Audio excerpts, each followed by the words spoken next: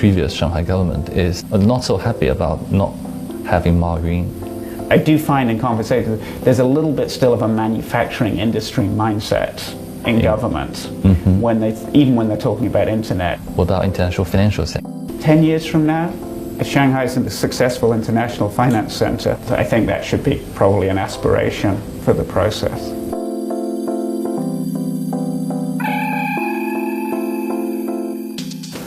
上海作为中国改革开放的两个桥头堡之一，一直引领着中国的发展。而进入改革新时期，这座城市也背负着建立国际金融中心以及上海自贸区等多重挑战。作为一个已在上海生活了近20年的外国人，麦肯锡全球资深董事、前亚洲区董事长欧高敦近日荣获上海市政府颁发的白玉兰奖。他是如何看待上海下一个5年的挑战？而中国的互联网行业也方兴未艾，欧高敦本人和麦肯锡也在近年对中国的互联网业有集中的研究。让我们来听听他眼中的中国互联网行业发展以及政府管理的挑战。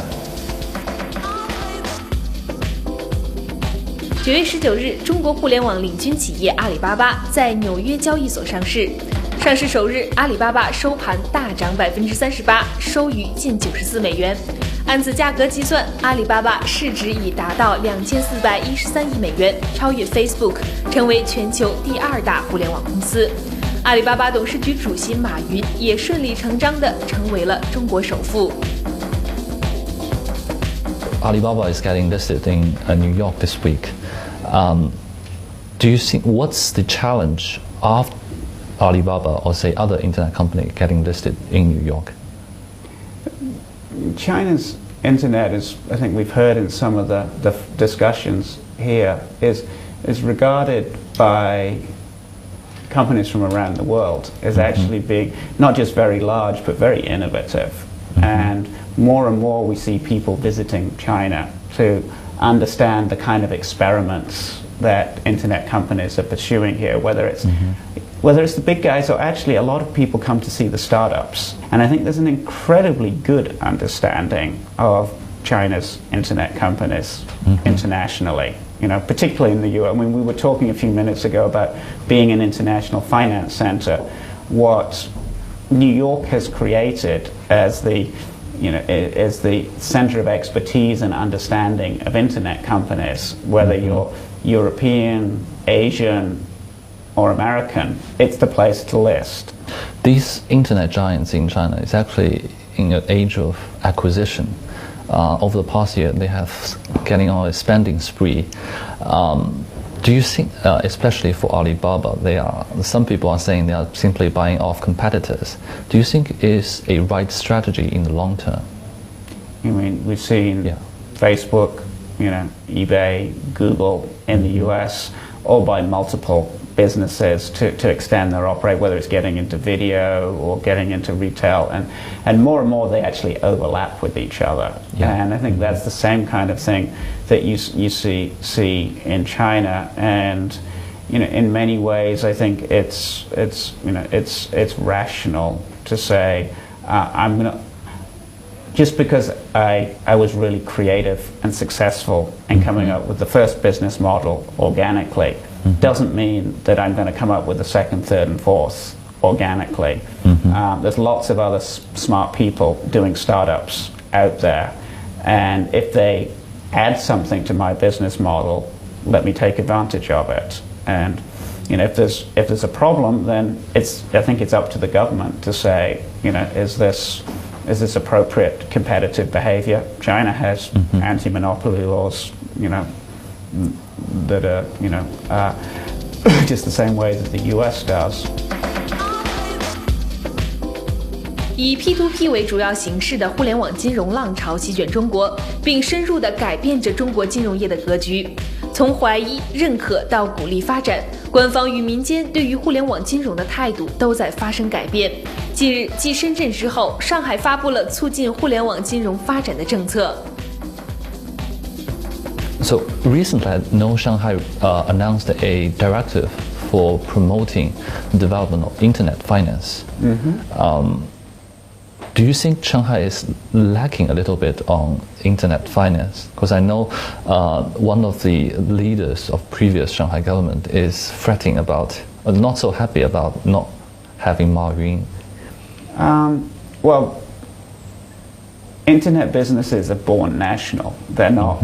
They may have their offices in a particular city. So I think government officials have to understand the different nature of internet businesses. And I do find in conversations there's a little bit still of a manufacturing industry mindset in government even when they're talking about internet. Most internet companies fail.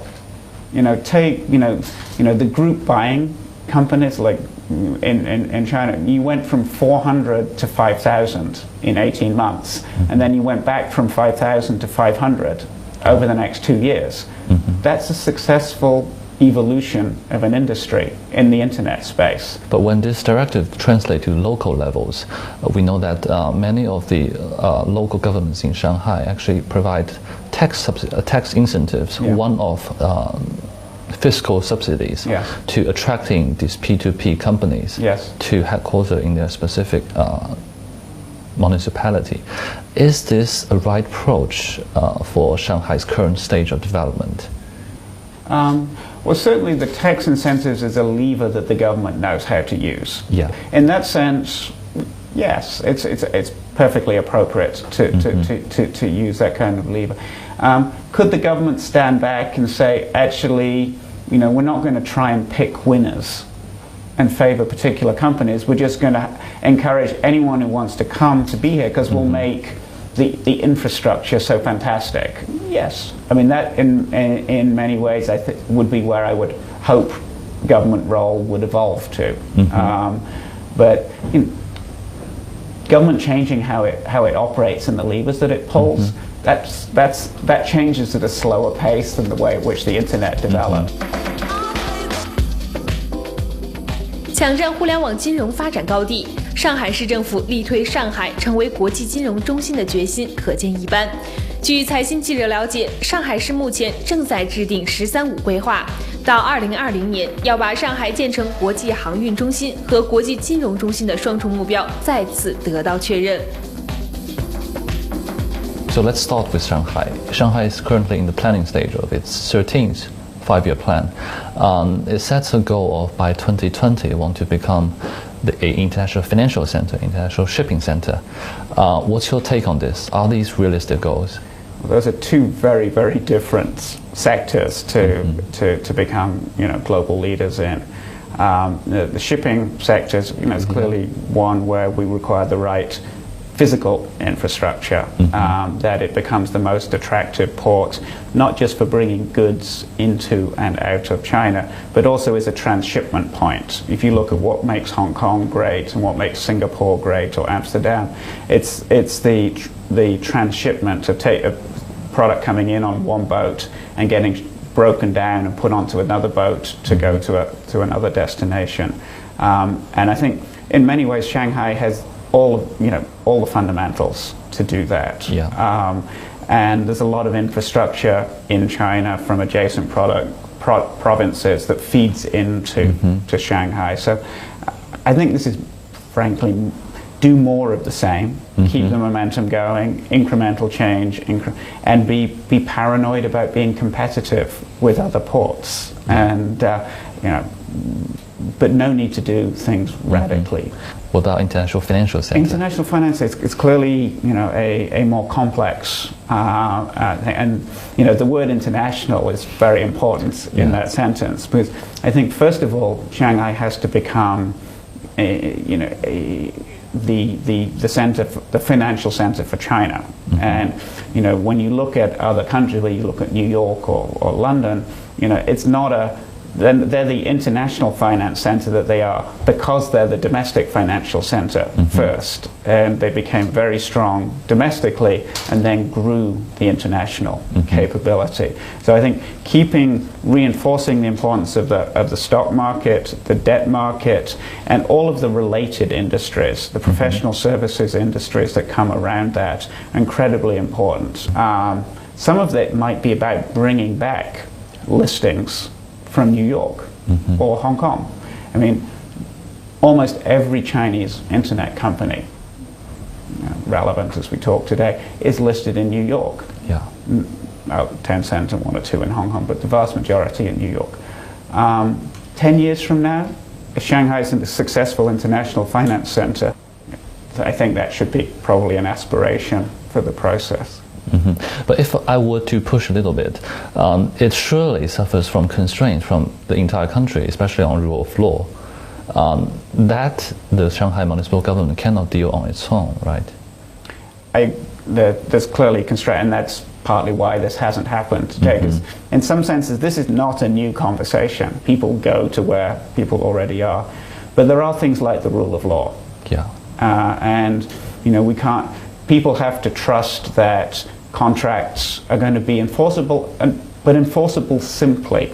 That it's not going to be, I mean, you could argue in India there's lots of laws, but if it takes 15 years to get anything, any court case resolved, that's not rule of law, as financial people are talking about it. Yeah. And, whether it's in the free trade zone or Shanghai overall, there has to be confidence.